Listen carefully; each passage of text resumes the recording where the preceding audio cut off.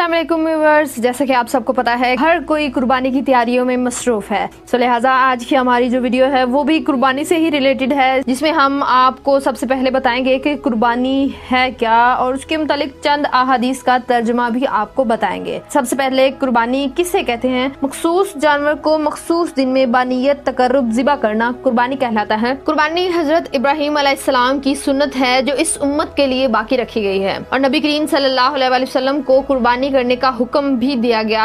इरशाद खुदाबंदी है, यानी अपने रब के लिए नमाज पढ़ो और कुर्बानी करो। अब हम आपको कुर्बानी के मुतालिक चंद अहादीस का तर्जुमा बताएंगे। नंबर 1, उम्मुल मोमिनीन हजरत आयशा सिद्दीका रज़ियल्लाहु तआला अन्हा फरमाती हैं कि रसूल सल्लल्लाहु अलैहि वसल्लम ने फरमाया कि यौम नहर यानी कि 10 जुल्हज में इब्ने आदम का कोई भी अमल खुदा के नजदीक खून बहाने यानी कि कुर्बानी करने से ज्यादा प्यारा नहीं, और वो जानवर क़यामत के दिन अपने सींग, बाल और खुरों के साथ आएगा और कुर्बानी का खून जमीन पर गिरने से कबल खुदा के नजदीक मुकाम में कबूल में पहुंच जाता है, लिहाजा इसको खुश दिली से करो। नंबर 2, हजरत अबू हुरैरा रज़ियल्लाहु तआला अन्हु से रिवायत है कि रसूल सल्लल्लाहु अलैहि वसल्लम ने फरमाया जिसमें वुसअत हो वो कुर्बानी ना करे और हमारी ईदगाह के करीब भी ना आए।